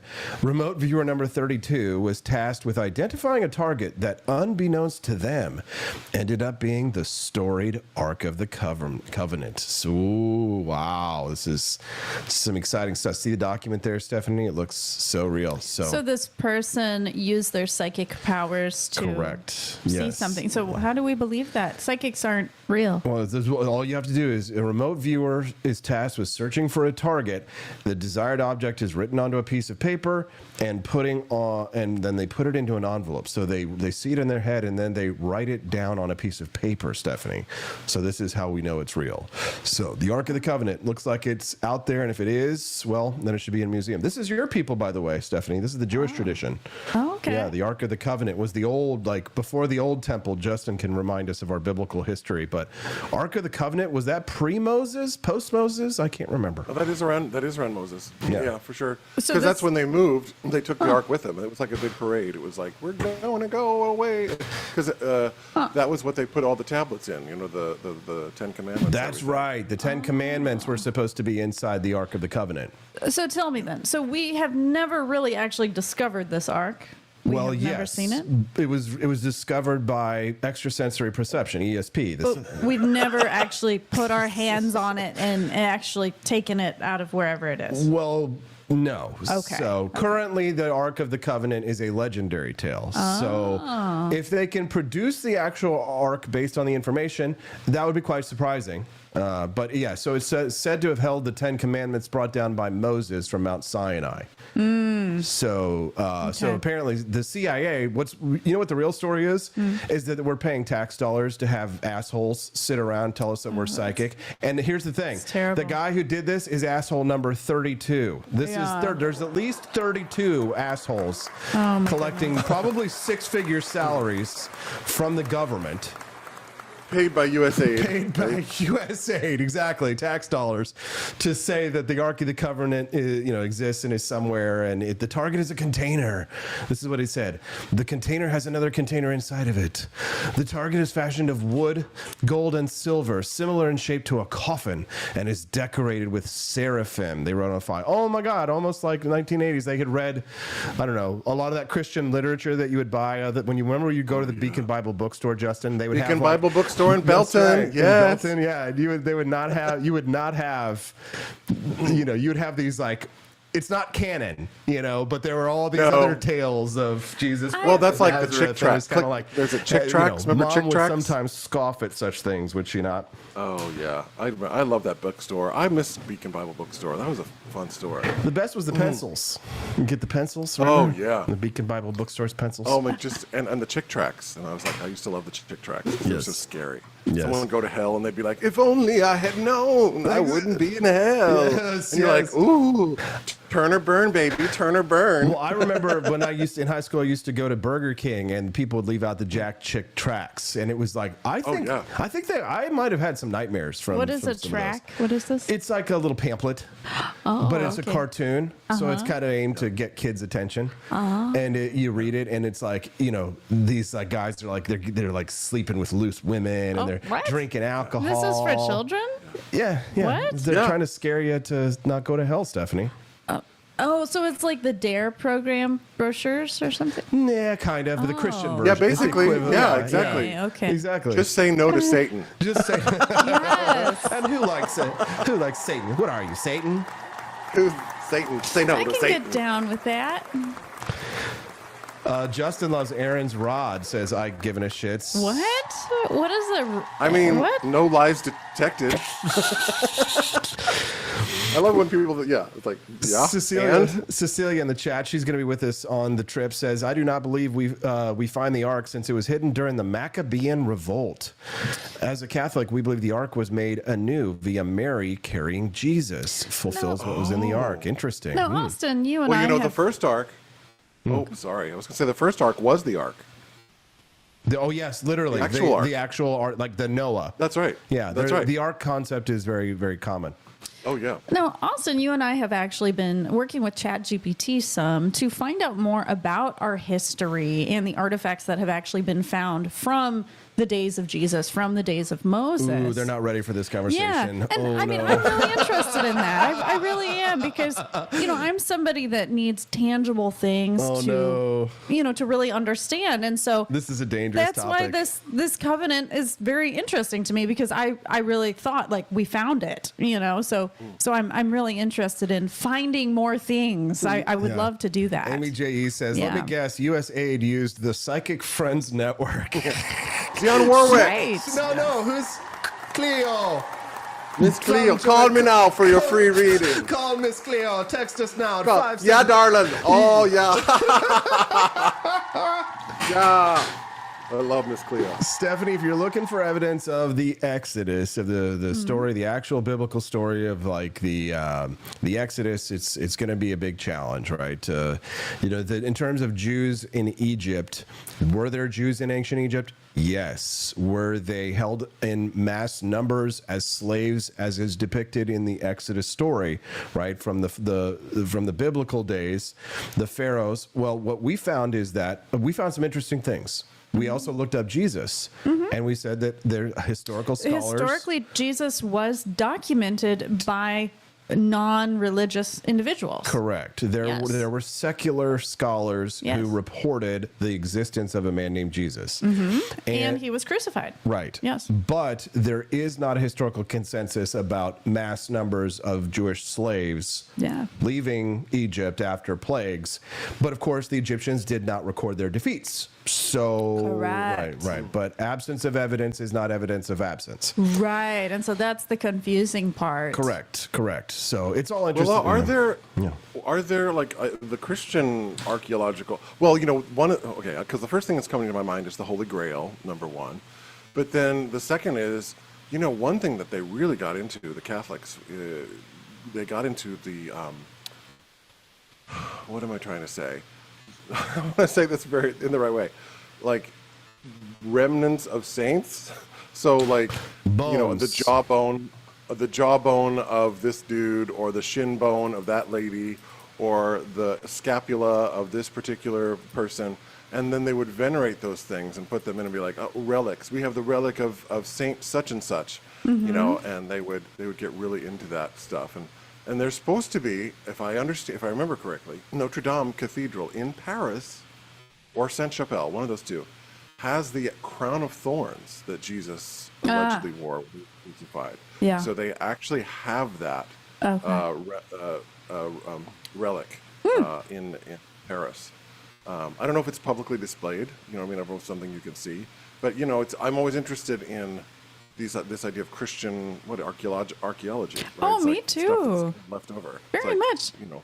Because if we can find dinosaur bones, why can't we find other things from so long ago? Well, we can, and trust me, there are people actively looking, you know, and you know, in between, you know, getting shot at from the Palestinians and you know, blown up in airstrikes, it can be difficult sometimes to do work in the Holy Land and to try and find, you know, the archaeological evidence that would prove certain ideas or theories or myths or legends that, you know, the thing. But here's the thing.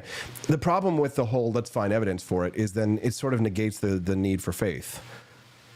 Well, if it proves, well, sure, faith, is important to have, even if you don't see the facts, you know, even if you don't see the visible artifacts. I think it kind of, it negates the need for faith. Yeah. And faith is a central and important concept for the religion. Sure. It has to, you know, everything has to hub from your faith. Yeah. So facts are important for people like us. Yeah. But for people who are religious, right, they, you know, the faith is what they need. That's what they need. Oh, correct. Yeah, they'll say, I know it happened even without finding the actual object. Yes. Right. Yeah, and then I think that the idea of these reliquaries of saints or things like that, I think those become, in a way, a kind of evidence, because it's a person who has sacrificed, in many cases, their own life for a particular faith. So, you know, there's a Roman martyrology, which is a really cool little book, that basically is a day by day book and keepsake or memento of all of the martyrs of the Catholic Church. So you can go through and read the history of like what happened to that person and what happened to that person. I mean, it's an astounding collection of people who were willing to. Oh, that's my phone going off. Shush, be quiet. My phone went off. You know. There we go. My phone is always listening. Yeah. That you think about. We look at America and we look at our soldiers, right? And we say, oh, our American history and our American values are so important because look, people were willing to give their lives to the cause of our freedoms in our country. Well, I think the martyrs, in a way, in the church are like that, because they were willing to literally die for a belief. And what is America really but a belief? America is a belief, in something. So it's an interesting thing in a religious context to look at saints, because you're seeing, wow, these people were really willing to put all in on this belief system. Whereas today, name something that the general person today would say, you know what, I'm actually willing to die for this. I'm willing to give up my life Muhammad for this thing. What? What'd you say? Muhammad. Oh, well, yeah. A billion people. Well, yeah, sure. Or But anybody who joins the military. Anyone who joins the military That's says, true. I am willing to die for my country. Mm-hmm. Yeah. But in general, most it's a people rare aren't thing. willing to put their money where their mouth is, right? They No, don't put their that's asses right. on the line. They're called keyboard warriors. Oh, sure. Yeah. Well, and this is the thing, even Jesus was talking about, don't pray out in public. He was always castigating people like that are always wanting to show how holy they are. That was a big thing about Jesus will say, he's like, go to your closet and pray. He's like, don't go out in the street. Yeah. He's like, do your good deeds in private. And I'm like, yeah, exactly. Like Jesus was not down with being woke. Oh. So Jesus like, would not have tried to be a missionary? Like he wouldn't believe in missionaries if he wanted to? Well, yeah, no, pray but the idea that you pray in public, because the idea was to show how holy you were, right? It was a demonstration of your holiness. It was literally virtue signaling. You were it's a literal virtue signal. Yeah. We have been virtue signaling since the beginning of civilization, right? Look how good I am. Look how holy I am. Look, I'm so much better than that person. So, Jesus was always saying, do your good deeds in private. Like today, it's like you take a picture of yourself giving a sandwich to the homeless guy. Yes. Whereas like, oh, I'm just going to do it and not tell anybody about it. I'm not going to, I don't need to broadcast that I did a good deed. So, I get on board with that. I mean, I think that's a moral sense. I really, and every time you go out and you're like, I'm so good. I'm such a good person. I'm always like, ugh, go to your closet and pray. Yes. As That's I a great went message. down to I my like that. closet to pray, studying about that good old way. That just speaks to a lot of people look for validation outside of themselves when really they just need to validate inside.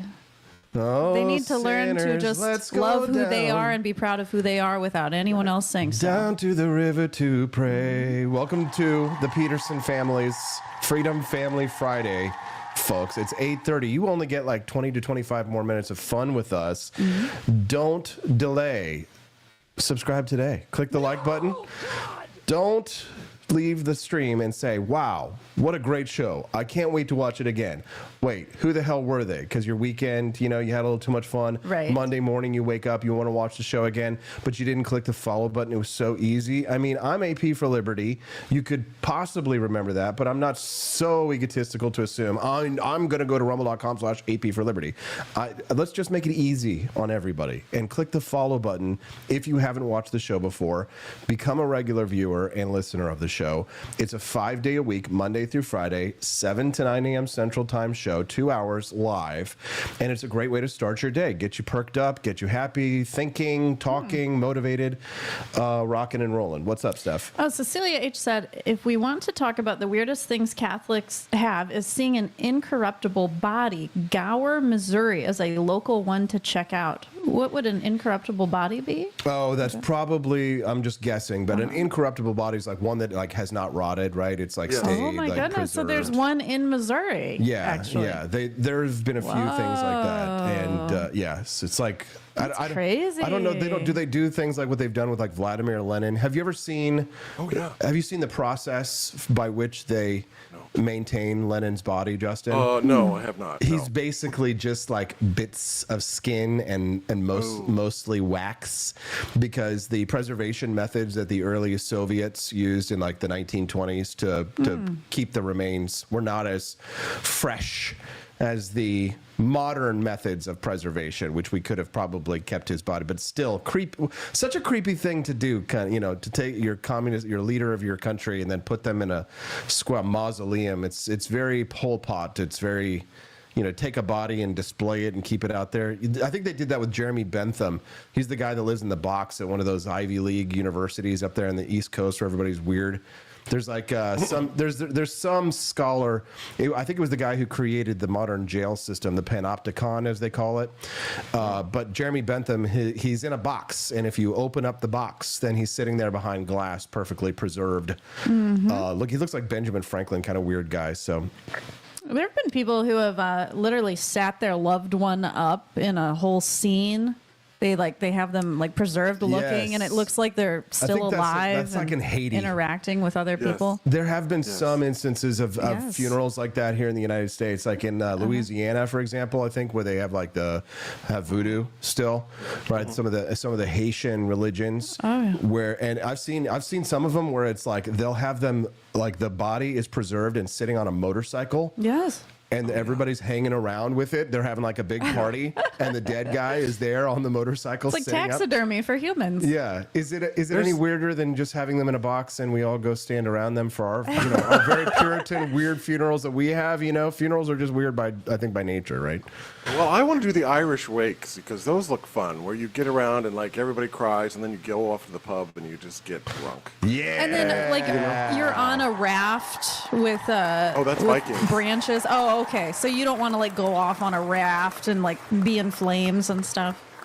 No, they do a sky burial too. Some native cultures do sky burial, where they basically take the body out into an open field and they let the birds, the vultures, just eat it. And it's a sacred ceremony. Yeah. Yeah, I mean, I've thought about the mushroom suits. There's mushroom suits you can wear so you can just like become one with nature. You can also turn yourself into a tree. Like, there's a lot of great things you can do with your body nowadays. Yeah, a lot of weird stuff. Too. But I could get it. I'll be real with you.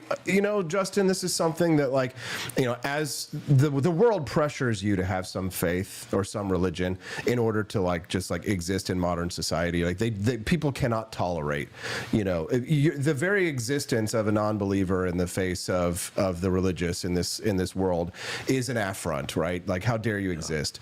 So in considering all of the world religions and the ones that I feel most attuned to, I'm starting to get a little turned on by paganism. I'm not going to lie. Is that a religion? Yeah, of course it is. Yes, I'm actually, because I see a lot of like military service members who are really looking back at their Viking roots, and since we are Danes, we are the Nords.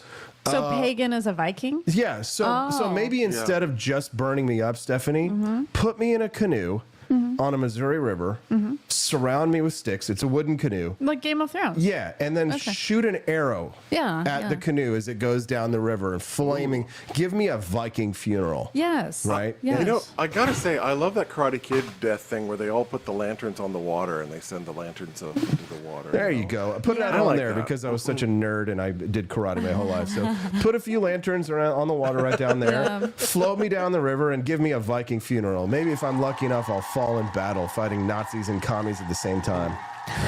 He died fighting that which he despised. For I have sworn upon the altar of God eternal hostility against every form of tyranny over the mind of man. Who said it? I have no idea. Jon Stewart. Welcome to the Wake Up America show. We're the Petersens. We're all related. We love each other dearly, and we make a lot of jokes. Freedom Family Friday is a special day. I introduce you to my wife, Stephanie, my brother, Justin Petersen. You can see down there. Let's give it up. How about a like and a follow? Oh, Hazel's awake. Oh, boy. Like, hey, guys, what you talking about? Yes. AP wants to go out in style. Steel Bringer, bringing the steel and the cash. He gifted a sub. Thank you, Steel. What I was thinking about, too, was this idea of, I like the idea of being a ghost. You know, because that would be fun. Because when I was in college, we had a ghost named Mildred, and she evidently fell from a very high staircase, and then like she became a legend. And I was like, I want to be a ghost. I think that'd be so fun, because then people would remember you and be scared of you. But maybe you wouldn't be a scary ghost. You would just be like, guys, I'm just misunderstood. I would be and annoying. That could be a lot of fun. I would be an annoying ghost. I would not want to be a ghost. You'd be a poltergeist. Yeah, I would. I would be a poltergeist too. I know. Yeah, you will. Like, where's my chair? Oh, that stupid ghost. You would mess with Hazel and I very much. Yeah, exactly. So did you actually see Mildred? Have you actually seen her form?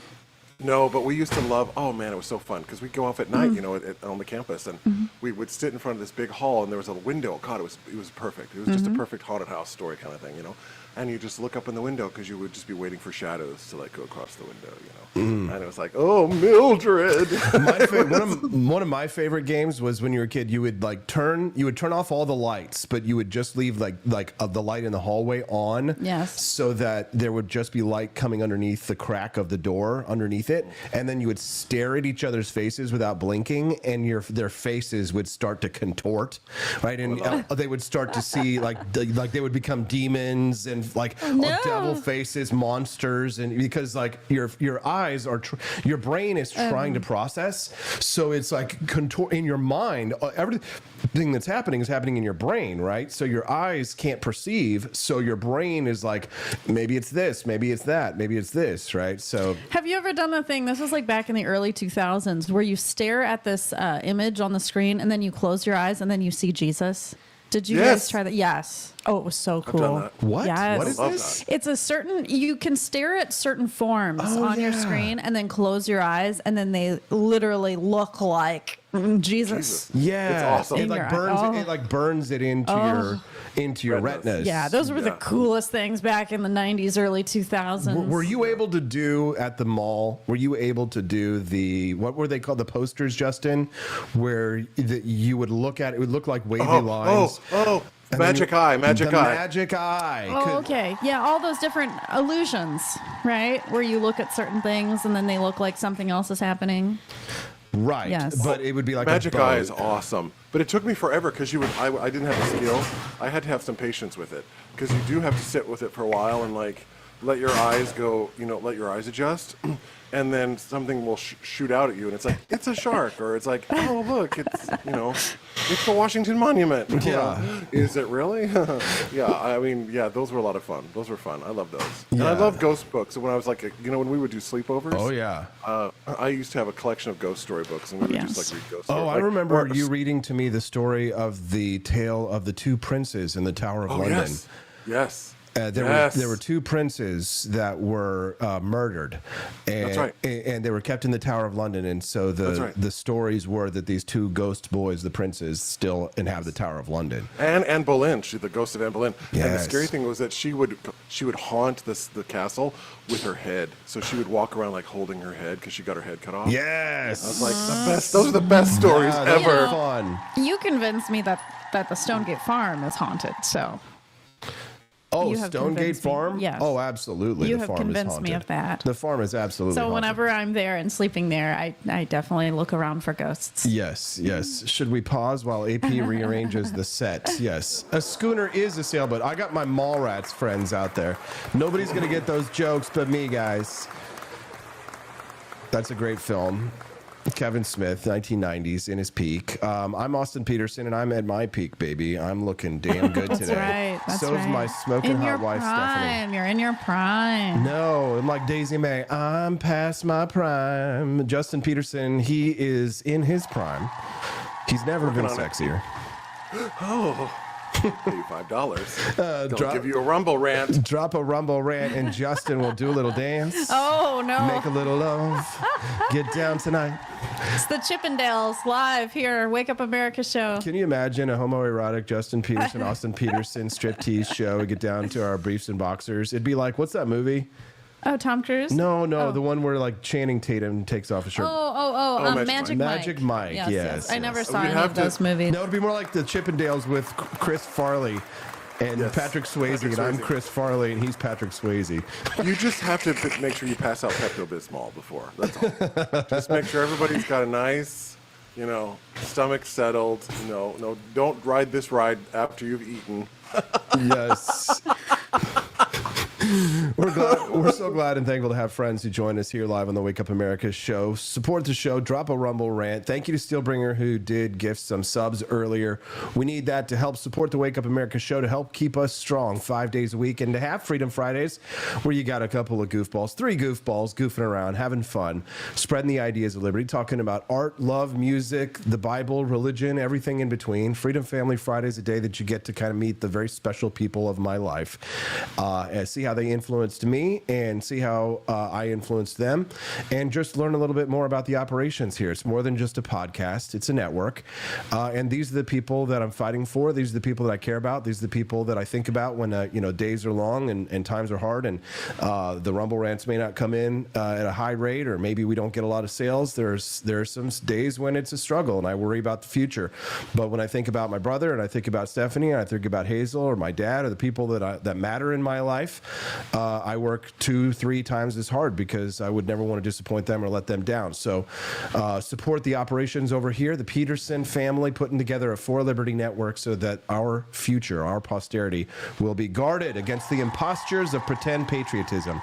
Speaking of George Washington, who birthed that quote, we're going to Mount Vernon for the AP DC Liberty Tour, and it's Revolutionary War weekend. Justin, me, Stephanie, Hazel, George Washington, and also AI George Washington. So everybody hasn't really swallowed or understood the news yet. But I mean, we're going to have Thomas Jefferson with us. We're going to have George Washington with us. Andrew Jackson will make an appearance in artificial intelligence, AI. That's right. Which will bring this conversation back full circle as we talk about the Ghibli memes, art, animation. My brother Justin, he is an artist. He's an artist of the spoken word and of the voice, right? And I'm an artist of the spoken word, the written word. And so I think, we speak with authority when it comes to topics like animation and art. Justin, you used to be able to draw Disney exactly the way Disney was. I mean, I remember The Little Mermaid, and your drawings looked exactly like the art from the film, correct? Yeah, my first, I had lots of interests, as a kid. Yeah. And one of those was drawing. And I don't know who I got that from. I think maybe Aunt Karen. Maybe Aunt Karen was an artist and could draw. Dad could draw, I think, a little bit too. Really? Oh my God. I think so. Crazy. But I can always, but I wanted to work at Disney. I wanted to in some way, and I did later on, but I wanted to do animation. And I studied how they did it, and I never got to go all the way through. So I mean, Disney was an obsession for you. When we got the classics in the 1990s, we watched all the movies, 2 or 3 times. We have those big white plastic cassette tape, video VHS tapes. So I mean, Snow White. I remember as a child, we used to watch Snow White and the Seven Dwarfs, and we had him on. We had Bambi. Sometimes we would do the projectors on the wall. We would listen to the tapes. So it must have been painful for you to watch this whole process of Rachel Zegler and Disney and how everything has toned out. It must have been a painful process for you to watch this story, Justin. I'll let you speak. They killed my baby. Kind of. I mean, sort of. I mean, yeah. No, they did. I mean, Snow White was the very first story that I ever heard Mom tell me as a little boy. It was the first story I can ever remember being told. And, I told somebody yesterday, I said, my mom could transfix me because all she had to say was, "Once upon a time," and I just would go, I would get so excited about a story because I used to love fairy tales as a kid growing up. I loved fairy tales, and Snow White was the first one I ever read, and I got the book and the record when I was a kid. And that's when back in my day, kids learned how to read because we would get Disney stories with a record or with a cassette, and you'd put the cassette on, and you'd listen to the story because you couldn't read. Right, but you knew it was time to turn the page when you hear the chimes ring like this, bring, and then you go, okay, turn the page. So that as a kid, you could go through the gesture of turning the pages and looking at the pictures, and the words were obviously there. But Snow White was one of those first. I can still remember the music. I can still remember the narrator's voice. And then when I was probably around 5 or 6, Mom and Dad took me to the Truman Corners to see Snow White on the big screen, because Disney, before they ever had home videos, they would re-release their Disney films back to theaters. So like if you were a kid and you'd never seen Fox and the Hound, or if you'd never seen, I actually did get to see Song of the South, by the way. You know, the movie that Disney won't release. I saw that at Truman Corners with, I believe it was Mom and Dad, and you might have been there too. I absolutely remember going to see that. But Snow White was, you know, just everything for me. I just loved it. It was scary. She was my favorite, you know, princess. I loved the ride at Walt Disney World. You know, that was my favorite. I just loved it. I loved it. And it was also, you know, we were Danish, but I mean, it was interesting. You know, it was nice to feel connected to something, to a story that was, you know, tied to our history in a sense, right? So I mean, Snow White is a Germanic tale of a girl whose skin was as white as snow, right? The beautiful, rich, colorful history of Germany, of the Nords, of the Danes, of the Vikings. Snow White is a tale that is intimately tied to it. So to see it being run roughshod over is and in many ways it'd be like if we did Wakanda forever but with a white guy, right? It's a tad insulting. Well, Snow White is, you know, a story for the ages. I mean, it goes back centuries. The Brothers Grimm were codifying stories. In other words, they weren't necessarily in many ways writing stories. They were collecting stories and sort of bringing them into a cohesive literature, you know, tome for people to read. But the story of Snow White has existed. It goes back. You can trace the story of Snow White back to ancient cultures. But my argument about Snow White is that since it is historical, it speaks to this idea of archetypes. It speaks to an idea of deep, again, art, deep human meanings. What does it mean to be vain?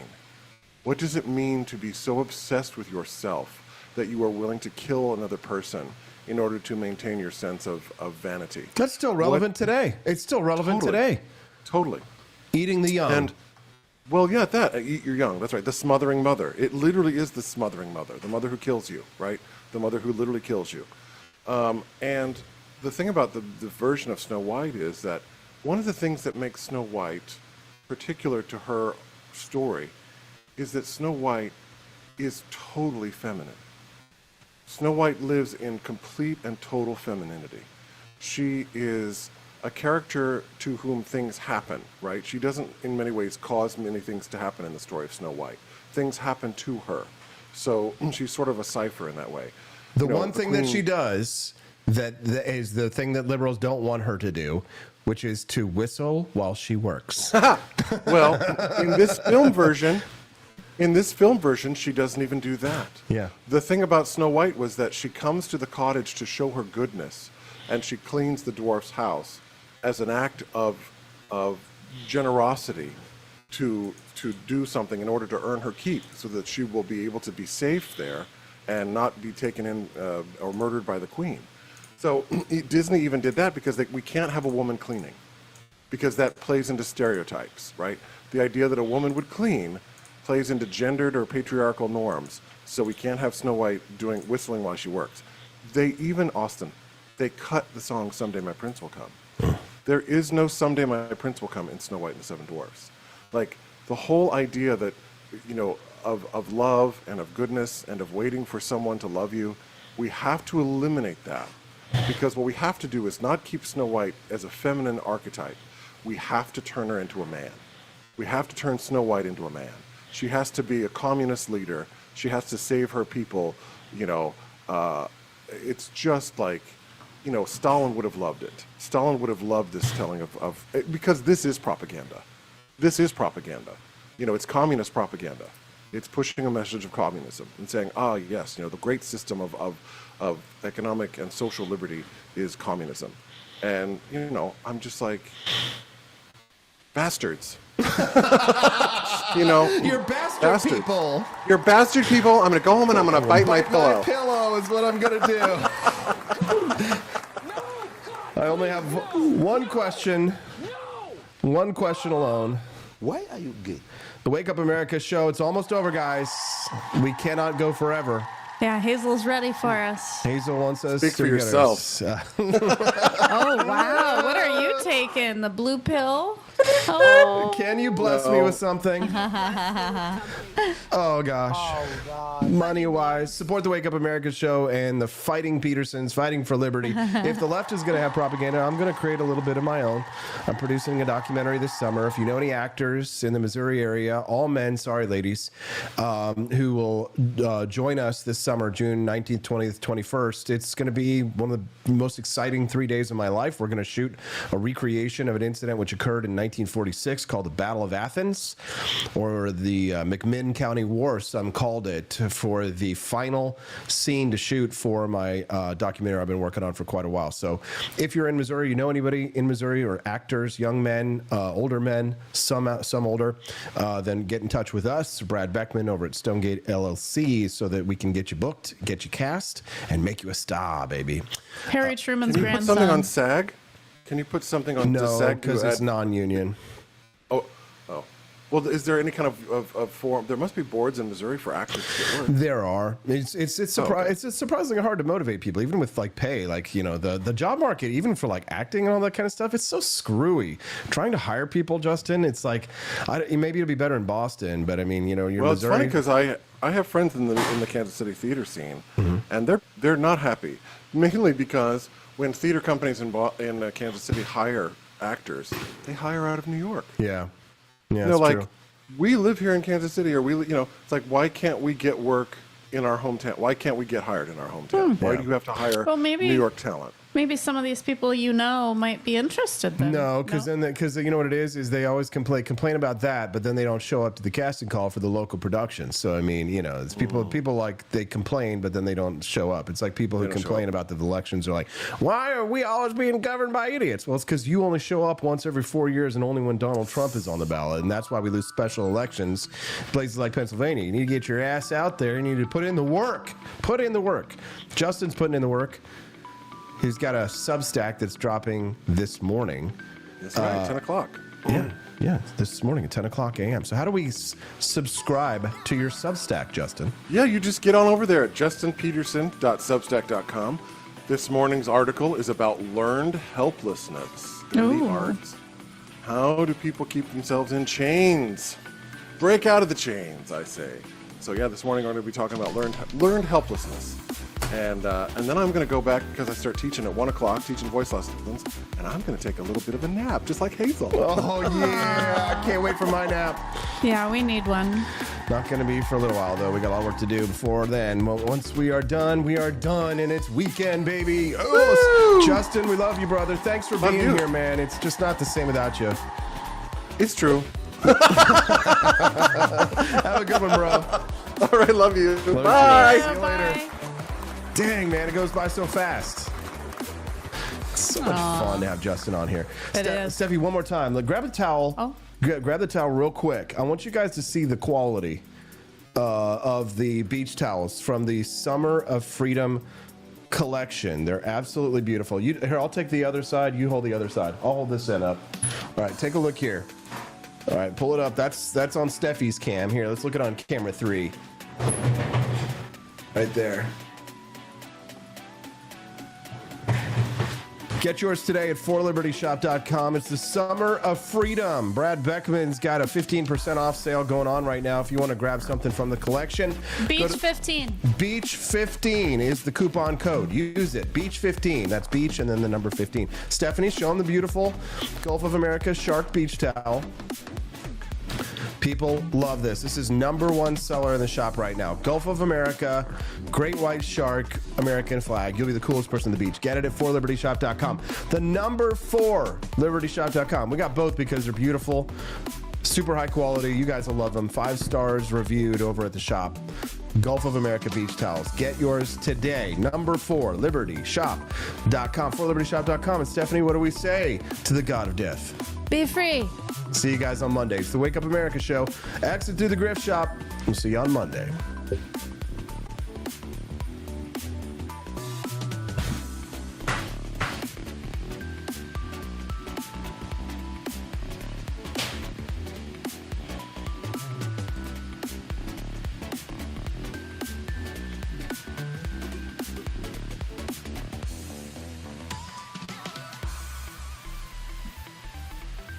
don't even know how to do that thing. Oh, they unlocked the bonus content. It's coming now. Enjoy. For most of modern history, the public didn't spend much time thinking about how viruses are studied. Research happened behind the scenes, quietly with little public scrutiny. Scientists were the guardians of progress, and we trusted the process. But that illusion shattered during COVID-19. The pandemic exposed the underbelly of modern science, not just the uncertainty of fighting a novel virus, but the bureaucratic fog, the political pressure, and the possibility that the very institutions meant to protect us may have had a hand in starting the fire. One of the most chilling revelations from the past few years is that U.S. government agencies may have funded risky experiments, known as gain-of-function research, at laboratories abroad, including the one in Wuhan, China. Gain-of-function research involves modifying viruses to make them more infectious or deadly. In theory, it helps us stay one step ahead of the next pandemic. In practice, it's playing with matches in a fireworks warehouse. And if that research did contribute to the emergence of COVID-19, then we're not just talking about scientific misjudgment, we're talking about a preventable global catastrophe. Which brings us to today, and to a man you might not know, but should, Dr. Jay Bhattacharya. Dr. Bhattacharya isn't your typical bureaucrat. He's a Stanford professor, a medical doctor, and a health economist. But more importantly, he's someone who had the courage to speak up when it mattered. During the height of the pandemic, he challenged the lockdown consensus. He warned about the devastating impact of school closures, missed cancer screenings, rising mental health crises, all costs that were ignored by the experts in charge. He wasn't following the script, and for that he was smeared, censored, and blacklisted. But now he's been appointed director of the National Institutes of Health, the very agency that funded much of the gain-of-function research in question. The fox is no longer guarding the henhouse. Someone who asks the hard questions is finally at the wheel. Bhattacharya inherits an agency in desperate need of reform. For years, the NIH relied on internal review processes, scientists approving their own high-risk projects, often with little or no independent oversight. In 2014, the government paused funding for some of these dangerous experiments. But in 2017, that pause was lifted and new guidelines were put in place. Unfortunately, those guidelines largely trusted the NIH to flag risky proposals on its own. That didn't happen. Even as concerns mounted about research at the Wuhan Institute of Virology, the NIH continued sending grants, often funneled through third-party organizations, to support virus enhancement work. When Congress demanded answers, the NIH downplayed or outright denied involvement. This is the culture Dr. Bhattacharya is stepping into. The good news? There's a path forward. Bhattacharya supports a new initiative that would create an independent life sciences research security board. This board would have the authority to review and block dangerous research proposals before they're greenlit. No more rubber stamping. No more trust us, we've got it handled. It's a long overdue firewall between well-intentioned curiosity and global catastrophe. And it's not anti-science to say that. On the contrary, it's pro-responsibility, pro-accountability, pro-humanity. Science has given us miracles. Vaccines, antibiotics, medical advances our ancestors couldn't dream of. But when powerful tools are wielded recklessly, without transparency, without checks and balances, then we're not doing science. We're rolling dice with civilization. Dr. Bhattacharya's appointment is a rare opportunity. It's a chance to clean house at the NIH, to rethink how we fund and oversee dangerous research, to rebuild public trust in an institution that, whether it likes it or not, has the power to shape the future of humanity. The stakes? Nothing less than the safety of the world. And history will remember what he does next.